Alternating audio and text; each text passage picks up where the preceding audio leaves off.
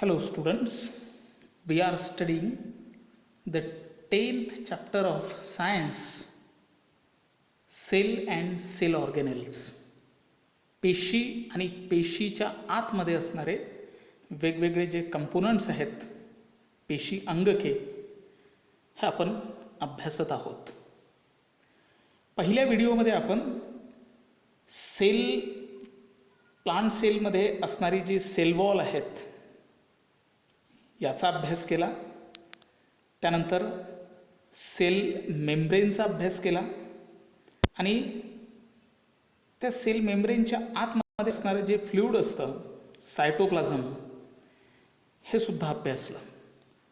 आता आपण त्या सायटोप्लाझममध्ये जे वेगवेगळे सेल ऑर्गॅनेल्स, मग न्यूक्लियस असो, endoplasmic reticulum, Golgi complex, chloroplast, mitochondria, हे जे वेगवेगळं काम करणारे, वेगवेगळे फंक्शन असणारे जे सेल ऑर्गॅनेल्स आहेत, त्यापैकी 4 सेल ऑर्गॅनेल्स आपण या व्हिडिओमध्ये अभ्यासू. मग ते 4 सेल ऑर्गॅनेल्स कोणते जे आज आपण अभ्यासणार आहोत ते असे. सुरुवातीला पाहू आपण न्यूक्लियस, ज्याला controlling unit of the cell असं म्हटलं जातं. म्हणजे त्या सेलला कंट्रोल करणारं भाग म्हणजे न्यूक्लियस. जसं आपल्या बॉडीला कंट्रोल आपला मेंदू करतो, ब्रेन करतो, अगदी सेलचं सगळं कंट्रोलिंग हे न्यूक्लियसकडे असतं. दुसरा जो सेल ऑर्गॅनेल आपण अभ्यासू त्याचं नाव आहे एंडोप्लाझमिक रेटिक्युलम, ज्याला शॉर्टमध्ये ER असं सुद्धा म्हटलं जातं. याचं काम आहे फ्रेमवर्क ऑफ द सेल.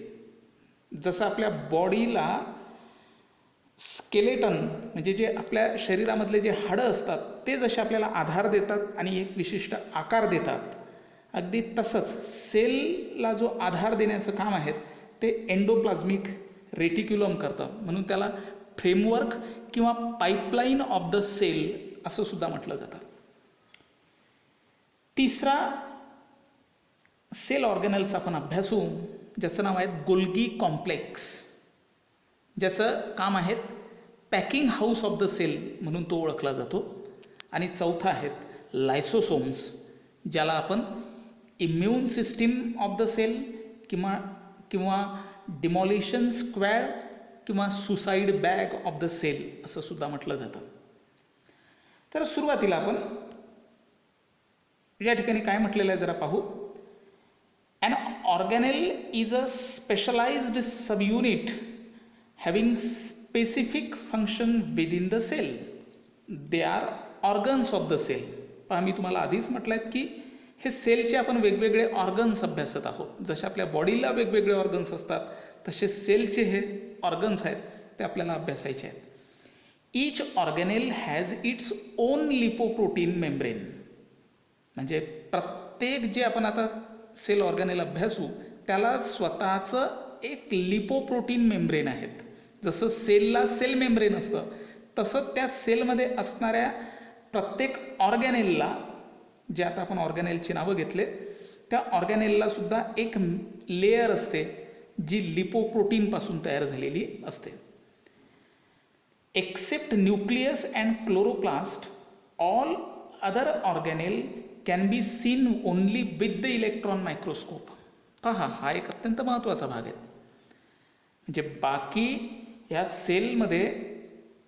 सेलमधले जे सेल ऑर्गॅनेल्स आहेत त्यामध्ये फक्त न्यूक्लियस आणि क्लोरोप्लास्ट हेच 2 असे सेल ऑर्गॅनेल आहेत की जे आपण इलेक्ट्रॉन मायक्रोस्कोप शिवाय सुद्धा पाहू शकतो, म्हणजे साध्या कंपाऊंड मायक्रोस्कोपने पाहू शकतो. मात्र बाकीचे जे सेल ऑर्गॅनेल्स आहेत, मग एंडोप्लाझमिक रेटिक्युलम असो, गोल्गी कॉम्प्लेक्स असो, लायसोसोम असो, व्हेसिकल असो, व्हॅक्युअल्स असो, मायटोकॉन्ड्रिया असो, हे बाकीचे सर्व सेल ऑर्गॅनेल्स हे आपल्याला इलेक्ट्रॉन मायक्रोस्कोपनेच दिसतात, कंपाऊंड मायक्रोस्कोपने किंवा सिंपल मायक्रोस्कोपने दिसत नाही. ठीक आहे, फक्त न्यूक्लियस आणि क्लोरोप्लास्ट हे आपल्याला कंपाऊंड मायक्रोस्कोपने दिसतात. मग त्यामधला पहिला सेल ऑर्गॅनेल जो अत्यंत महत्त्वाचा आहे, न्यूक्लियस, ज्याला आपण कंट्रोलिंग युनिट किंवा controlling organ of the cell असं सुद्धा म्हणतो. याची सुरुवातीला फिगर पाहून घेऊ. हे न्यूक्लियसचं स्ट्रक्चर आहे. न्यूक्लियसमध्ये 3 पार्ट असतात. सगळ्यात वरची जे आपल्याला दिसत आहेत ते म्हणजे न्यूक्लिअर मेम्ब्रेन, ज्यावरती पोअर्स आहेत म्हणजे छिद्र आहेत. म्हणजे इथे जर आपण पाहिलं तर आपल्या लक्षात येईल की हे न्यूक्लिअर मेम्ब्रेन आहेत. हे जे आपल्याला इथे दिसते आहेत न्यूक्लिअर मेम्ब्रेन आहेत, आणि हे जे टिंब आपल्याला दिसत आहेत हे पोअर्स आहेत. ठीक आहे. त्याच्या आतमध्ये जो भाग आहेत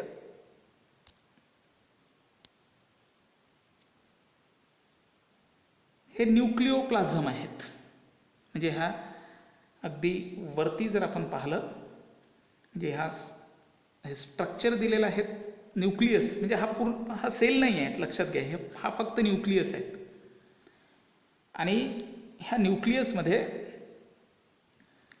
हे जे आपल्याला दिसत आहेत हे तर न्यूक्लिअर मेम्ब्रेन आहेत, ज्यावरती पोअर्स आहेत.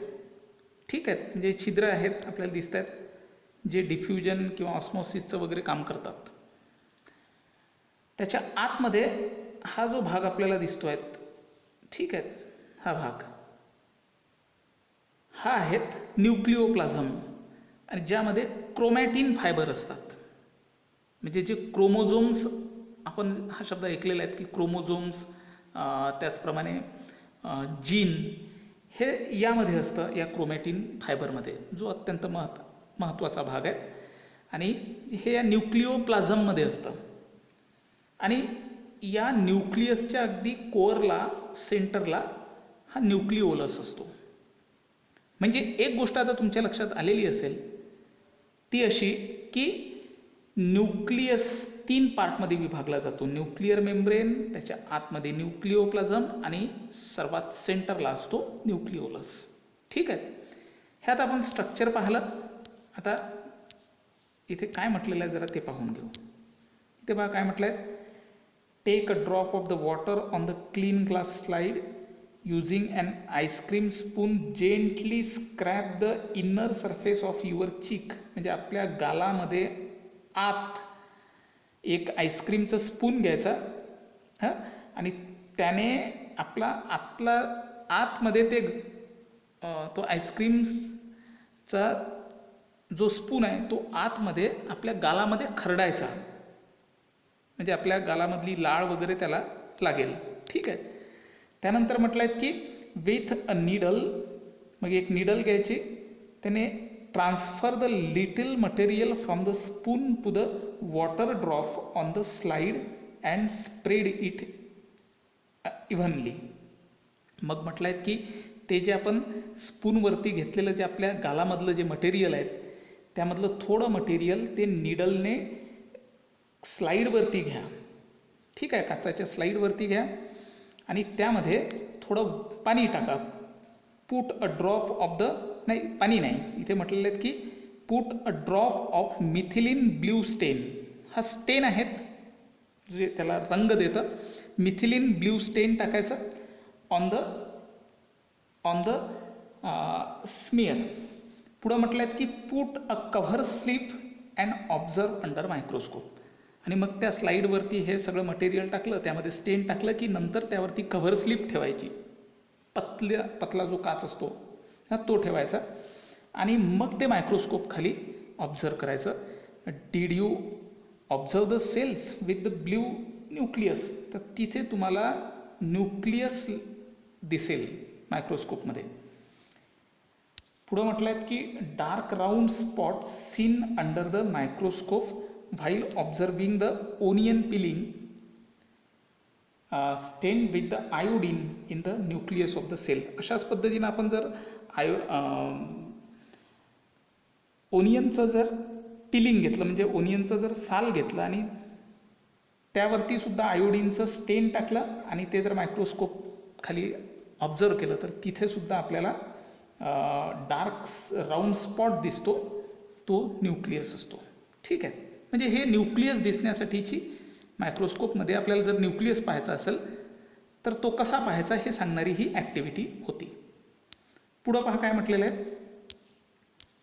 इथं म्हटलेलं आहेत की आता आपण स्ट्रक्चर पाहिलेलेच आहेत, फिगर पाहिलेलीच आहेत न्यूक्लियसची. When observe under the electron microscope we can see the nucleus covered by the double layered membrane with the small pores.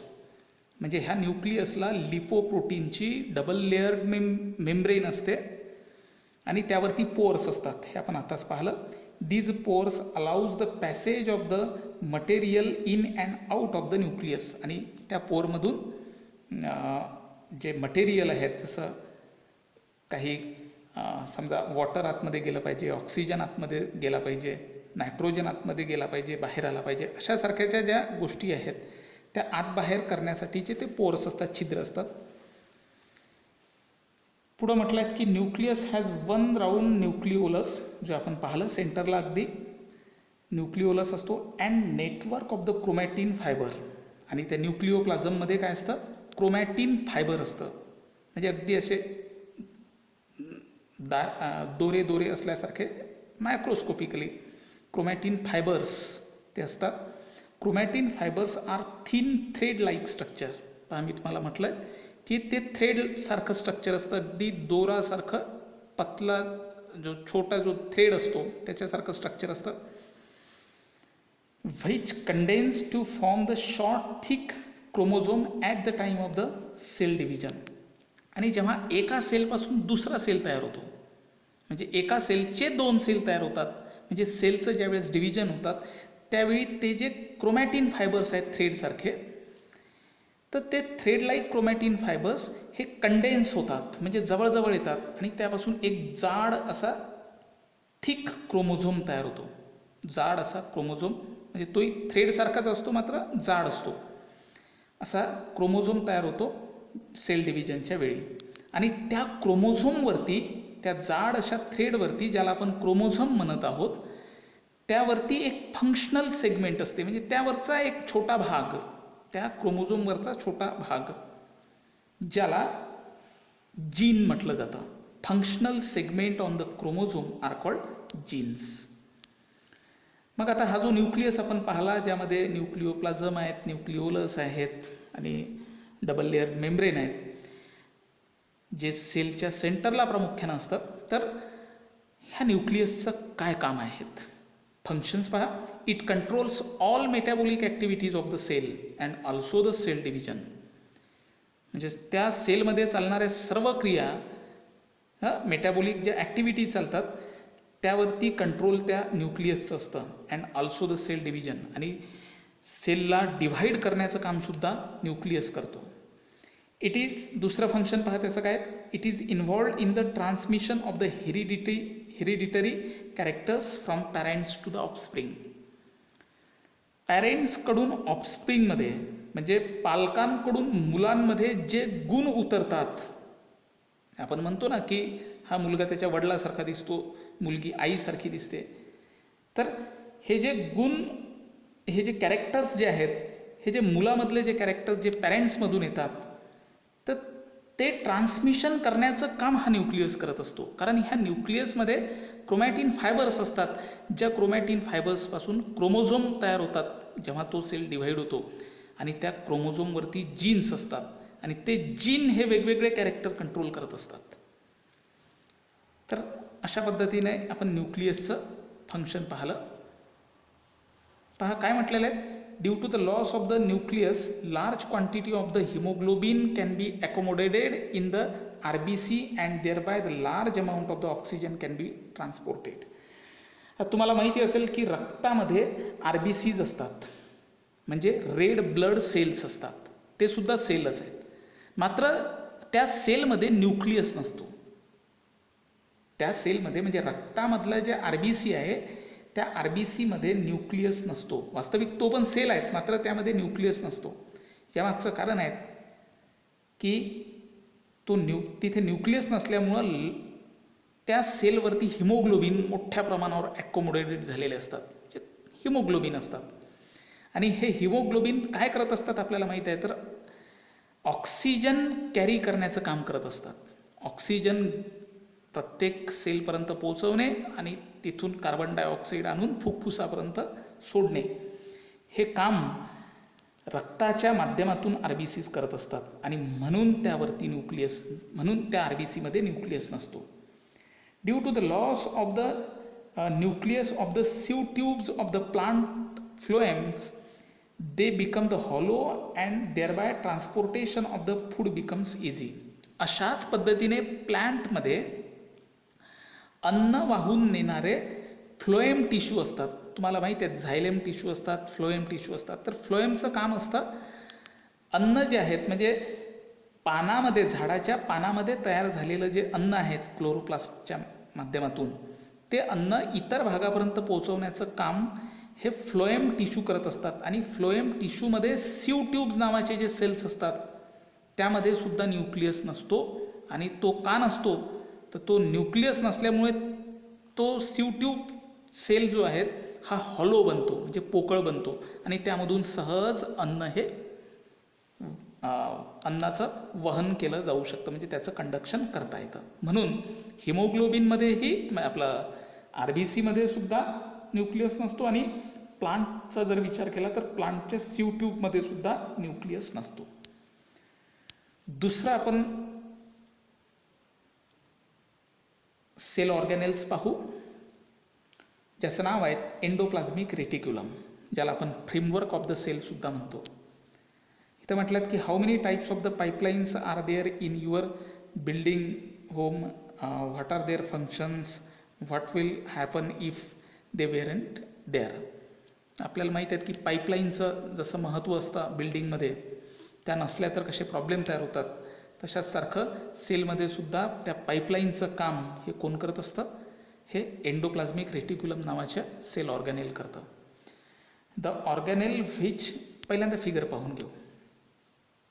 पहा, हा न्यूक्लियस आहेत आणि त्याच्या भोवताल ह्या अशा हे जे आपल्याला आजूबाजूला दिसणारा जो भाग आहे रायबोझोम्स वगैरे त्यावरती आहेत. हे रायबोझोम्स हे खऱ्या अर्थाने एंडोप्लाझ्मिक पूर्ण रेटिक्युलम आहेत. पहा काय म्हटलं आहे, the organelle which conducts the various substances inside the cell is called the endoplasmic reticulum. त्या सेलमध्ये एका ऑर्गॅनेलपासून दुसऱ्या ऑर्गॅनेलपर्यंत वेगवेगळ्या मटेरियल पोचवण्याचं काम, सबस्टन्सेस पोचवण्याचं काम हे ER करत असतं. ER has net like structure, त्याचं नेटसारखं स्ट्रक्चर असतं, जाळीसारखं स्ट्रक्चर असतं, consisting of the interconnected miniature tubes. त्यामध्ये सुद्धा छोट्या छोट्या मिनिएचर ट्यूब्स म्हणजे छोट्या छोट्या ट्यूब्स असतात ज्या एकमेकांना इंटरकनेक्टेड असतात. And sheets field with the fluid, आणि त्यामध्ये ज्या शीट्स सारखा भाग दिसतो, आपल्याला पिशवीसारखा भाग दिसतो, त्यामध्ये फ्लुइड असतात. ER is connected to the nucleus from inner side to the plasma membrane from outer side. म्हणजे ER हे आतल्या बाजूने न्यूक्लियसला कनेक्ट असतं आणि बाहेरच्या बाजूनं ते प्लाझ्मा मेम्ब्रेनला म्हणजे सेल मेम्ब्रेनला कनेक्ट असतं. Rough ER has ribosomes granules on the outer surface. Endoplasmic रेटिक्युलममध्ये सुद्धा दोन भाग असतात, एक रफ ER आणि एक स्मूथ ER. तर रफ ER वरती अगदी दाणेदार असे रायबोझोम्स असतात जे आता आपण इथे पाहिलेले आहेत, त्यामुळं त्यांना रफ ER म्हटलं जातं. फंक्शन पहा काय आहे ERचं, तर it is the framework that support cell. हे एक अशी फ्रेमवर्क आहे की जी सेलला सपोर्ट करते. Conduction of the protein, protein वाहून नेण्याचं काम त्या सेलमध्ये हा ER करतो. Toxins that have entered the body through the food, air and water are made water soluble by ER and then flushed out of the body. म्हणजे पहा, जे टॉक्झिन्स आपल्या शरीरामध्ये एअरमधून येतं किंवा वॉटरमधून येतं किंवा फूडमधून जे आपल्या शरीरामध्ये काही विषारी पदार्थ आपल्या शरीरामध्ये येतात, त्या विषारी पदार्थाला पूर्ण वॉटर सोल्युबल करण्याचं काम हे ER करत असतात. लक्षात घ्या, सेलमधले जे ER आहेत ते करतात. म्हणजे जे विष असतं, जे अन्नामधून येतं, एअरमधून, वॉटरमधून आपल्या शरीरामध्ये येतं, तर त्यांना वॉटर सोल्युबल करण्याचं काम हे ER करतात आणि पुढं नंतर ते फ्लश्ड आउट करून टाकतात बॉडीमधून आणि बॉडीच्या बाहेरसुद्धा फेकतात. What materials are use to pack your favourite biscuits and chocolates. आता आपण तिसरं सेल ऑर्गॅनेल पाहू, ज्याचं नाव आहे गोल्गी कॉम्प्लेक्स, ज्याला आपण पॅकिंग हाऊस ऑफ द सेलसुद्धा म्हणतो. तर जसं बिस्किट जे आपण आणतो त्याला जसं पॅकिंग असतं वर, चॉकलेटला जसं पॅकिंग असतं, तसंच सेलमध्ये असणारे जे काही असे पदार्थ असतात, काही एन्झाईम्स, प्रोटीन्स, की ज्यांचं पॅकिंग करून त्यांना मॉडिफाय केलं जातं, ते गोल्गी कॉम्प्लेक्स करतं. What is the function of the packing department of the factory? Any factory, फॅक्टरीमध्ये, कोणत्याही फॅक्टरीमध्ये पॅकिंग डिपार्टमेंट हे महत्त्वाचं असतं. समजा एखादी औषधाची फॅक्टरी आहे आणि त्या औषधाच्या फॅक्टरीमधलं औषध हे एखाद्या बॉटलमध्ये, त्यावर नंतर एका बॉक्समध्ये जर पॅक केलं व्यवस्थित, तर त्याची किंमत वाढते. म्हणजे ते पाहायलाही चांगलं दिसतं, ते स्टोअरही चांगलं राहतं, बरोबर आहे. म्हणजे पॅकिंग केल्यानं ते सुरक्षितही राहतं आणि त्याचं कंडक्शन वगैरे सुद्धा व्यवस्थित होतं कुठल्याही पदार्थाचं. ठीक आहे, कुठल्याही फॅक्टरीमधल्या कुठल्याही पदार्थाचं जर पॅकिंग चांगलं असलं तर त्याची किंमत वाढते, हे आपल्याला माहिती आहे. गोल्गी कॉम्प्लेक्ससुद्धा सेलमध्ये तेच काम करतं. काय करतं जरा पाहू आपण. पहिल्यांदा हा गोल्गी कॉम्प्लेक्सचं जे फिगर दिलेली आहे ती व्यवस्थित पाहून घेऊ आपण. यामध्ये जर आपण पाहिलं तर आपल्या लक्षात येईल की हे सॅक्स आपल्याला दिसत आहेत. जसा हा मोठा सॅक्स आहे, म्हणजे पिशवीसारखे भाग आहेत. ही एक पिशवी, दुसरी पिशवी, तिसरी पिशवी, चौथी पिशवी, पाचवी पिशवी. ठीक आहे, हे पिशवीसारखं स्ट्रक्चर असतं आणि ह्या पिशवीच्या बाहेर ह्या पिशवीचाच भाग आहेत, हा आहेत, याला व्हेसिकल्स म्हटलं जातं. आणि इकडे सुद्धा व्हेसिकल्स दिसतात. म्हणजे इथे न्यू व्हेसिकल्स आहेत, पहा हे खाली पहा, हे न्यू व्हेसिकल्स आहेत. इकडे सिस फेस दिसत आहेत आणि हे जे सॅक्स आपण पाहिले 4-5 सॅक्स म्हणजे पिशव्या ज्या आहेत, याला सिस्टर्नी म्हटलं जातं. ठीक आहे, याला शब्द पहा काय, सिस्टर्नी. आता जरा आपण त्याचं स्ट्रक्चर पाहू म्हणजे तुमच्या लक्षात येईल. Golgi complex, it is made up of 5 to 8 hollow and flat sacs placed parallel to each other. आता आपण पाहिलं ह्या 5ही ज्या सॅक्स आहेत, 5 ते 8 सॅक्स ज्या आहेत, पिशव्या ज्या आहेत, ह्या एकमेकांना पॅरलल असतात आणि त्या हॉलो असतात आणि फ्लॅट असतात, पोकळ असतात आणि चापट असतात. ठीक आहे, these sacs are called as cisternae, मी आताच तुम्हाला सांगितलं. And are filled with the different enzymes. आणि त्यामध्ये काय असतं, त्या सॅक्समध्ये, त्या सिस्टर्नीमध्ये एन्झाईम्स असतात, वेगवेगळे एन्झाईम्स असतात. The proteins coming from the ER are enclosed in the vesicles which come towards the Golgi complex via cytoplasm. लक्षात घ्या, ह्याच म्हणजे या सेलमध्ये व्हेसिकल्स नावाचे सुद्धा काही सेल ऑर्गॅनेल्स असतात, जे मी तुम्हाला आधी सांगितलं, म्हणजे अगदी राऊंड शेप असतात. त्या व्हेसिकल्समध्ये प्रोटीन्स असतं आणि हे प्रोटीन कुठून येतं तर एंडोप्लाझ्मिक रेटिक्युलममधून. आपण पाहिलं एंडोप्लाझ्मिक रेटिक्युलमचं फंक्शन काय आहे. एंडोप्लाझ्मिक रेटिक्युलमचं फंक्शन आहे कंडक्शन ऑफ प्रोटीन. तर हे ER मधून आलेले जे प्रोटीन आहेत ते व्हेसिकलमध्ये जातात आणि ते व्हेसिकल मग गोल्गी कॉम्प्लेक्सकडे येतात, या सिस्टर्नीकडे येतात. ठीक आहे, सायटोप्लाझममधून. They fuse with the formation face of the Golgi membrane and empty their contents in the cisternae. मग ह्या एंडोप्लाझ्मिक रेटिक्युलममधून आणलेलं प्रोटीन जे व्हेसिकलमधून येतं, सायटोप्लाझममधून गोल्गी कॉम्प्लेक्सकडे येतं आणि गोल्गी कॉम्प्लेक्सच्या ह्या सिस्टर्नीला ते लागतं, म्हणजे ते टच होतं आणि टच झाल्यामुळं पुढं काय होतं की त्या व्हेसिकलमधलं जे प्रोटीन आहे ते सिस्टर्नीमध्ये जातं, म्हणजे ह्या सॅक्समध्ये जातं गोल्गी कॉम्प्लेक्सच्या. हां, आणि नंतर ते व्हेसिकल एम्प्टी होऊन जातं, म्हणजे रिकामं होऊन जातं. As the pass through the cisternae they are chemically modified with the help of enzymes. मग ते प्रोटीन जे ER मधून व्हेसिकलच्या माध्यमातून गोल्गी कॉम्प्लेक्समध्ये आलं ते मग मॉडिफाय होतं, कारण ह्या सिस्टर्नीमध्ये काय असतात, एन्झाईम्स असतात. त्या एन्झाईम्ससोबत त्याची रिॲक्शन होते आणि ते मॉडिफाय होतं. They are again pack in the vesicles. आणि मग एकदा की ते मॉडिफाय झालं प्रोटीन, हां, की नंतर काय होतं की ते पुन्हा अधिक त्या सिस्टर्नीपासून नवीन व्हेसिकल्स तयार होतात आणि त्या व्हेसिकलमध्ये ते प्रोटीन म्हणा किंवा ते एन्झाईम जे नव्यानं तयार झालं ते पुढं जातं. These vesicles exit from the maturation face. Thus the cisternae work like the packing department that packs and distributes the substances. म्हणजे काय होतं, एंडोप्लाझ्मिक रेटिक्युलमकडून प्रोटीन आलं व्हेसिकलच्या माध्यमातून, ते सिस्टर्नीमध्ये गेलं, सिस्टर्नीमध्ये ते मॉडिफाय होतं, मग त्याचं एन्झाईम तयार होतं असं आपण म्हणू, आणि नंतर ते एन्झाईम पुन्हा त्या सिस्टर्नीमधून निघतं, ते व्हेसिकलमध्ये जातं आणि ते व्हेसिकल पुन्हा पुढे ते एन्झाईम पास करतं.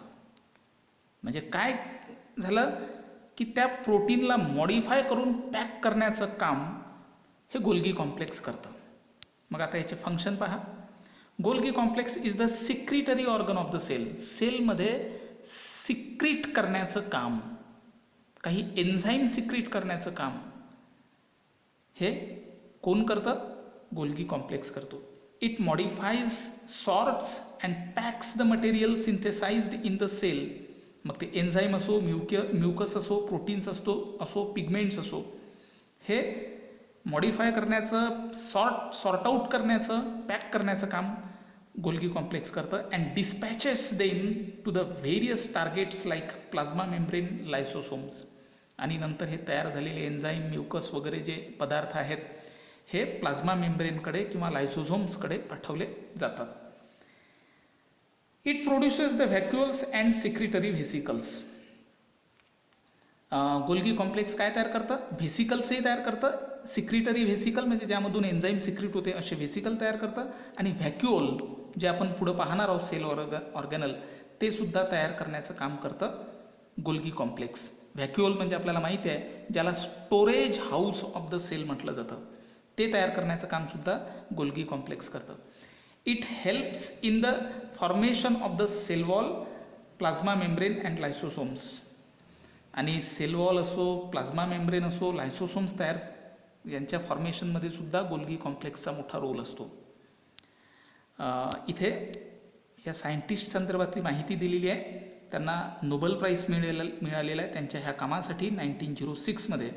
हे तुम्ही डिटेल वाचून घ्याल.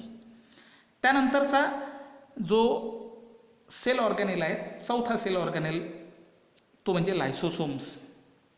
हा लायसोसोम्स पहा दिसतो कसा, हा अगदी एक स्पेरिकल शेप, सिंगल मेम्ब्रेन असणारे स्ट्रक्चर आहेत, ज्यामध्ये एन्झाईम कॉम्प्लेक्स, म्हणजे यामध्ये एन्झाईम, वेगवेगळे एन्झाईम्स असतात. बस सिंपल असं स्ट्रक्चर आहे लायसोसोमचं. काय म्हटलेलं आहे जरा पहा इथे. Due to the various metabolic activities in the cell, organic waste is generated, lysosome digest the waste.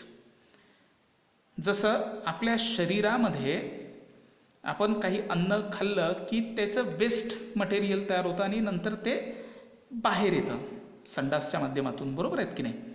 आपल्या सेलमध्ये सुद्धा अशाच पद्धतीच्या काही मेटाबॉलिक ॲक्टिव्हिटीज होतात आणि त्यामुळे तिथे सुद्धा वेस्ट तयार होतं, आणि हे वेस्ट डायजेस्ट करण्याचं काम, त्याचा पूर्ण निचरा करण्याचं काम, त्याला पूर्ण सिंपल करण्याचं काम हे लायसोसोम्स करत असतात. Lysosomes are the simple single membrane bound sacs filled with the digestive enzymes, आणि त्याच्यामध्ये डायजेस्टिव्ह एन्झाईम्स असतात. फंक्शन पहा काय आहेत याचे. 3 फंक्शन आहेत प्रामुख्यानं. पहिलं इम्युन सिस्टीम, म्हणजे सेलची रोग प्रतिकारक क्षमता ही कोणावर डिपेंड करते? लायसोसोमवर. लायसोसोम जर स्ट्रॉंग असेल तर सेल स्ट्रॉंग आहेत, त्यावरती रोगाचा अटॅक होत नाहीत असं आपण म्हणू शकतो. It destroy the viruses and bacteria that attack the cell. सेलवर अटॅक करणारे व्हायरसेस आणि बॅक्टेरिया यांना डिस्ट्रॉय करण्याचं काम हे लायसोसोम्स करतात. Demolition squad. डिमॉलिशन स्क्वॅड जसं नगरपालिका महानगरपालिकेमध्ये बुलडोझर वगैरे असते, ज्याच्या आधारावर काही बिल्डिंग वगैरे पाडण्याचं काम करतं, ते करत असतात, त्यामधले कर्मचारी करत असतात. म्हणजे जर काही अनावश्यक जे बांधकाम आहेत त्यांना पाडायचं आहेत, अतिक्रमण पाडायचं आहे, तर अशा वेळेस हे डिमॉलिशन स्क्वॅड काम करत असतं नगरपालिका महानगरपालिकेमध्ये. ठीक आहे. अशा सारखं सेलमध्ये सुद्धा अनावश्यक असणाऱ्या गोष्टीचं नष्ट करण्याचं काम हे लायसोसोम्स करत असतात. काय म्हटलं आहे? It is destroy worn out the cellular organelles and organic debris. म्हणजे सेलमध्ये जर काही निकामी झालेले जे सेल ऑर्गॅनेल्स आहेत किंवा काही अनावश्यक भाग जो आहेत तर त्याला नष्ट करण्याचं काम हे लायसोसोम्स करत असतात. तिसरं फंक्शन आहे सुसाईड बॅग्स.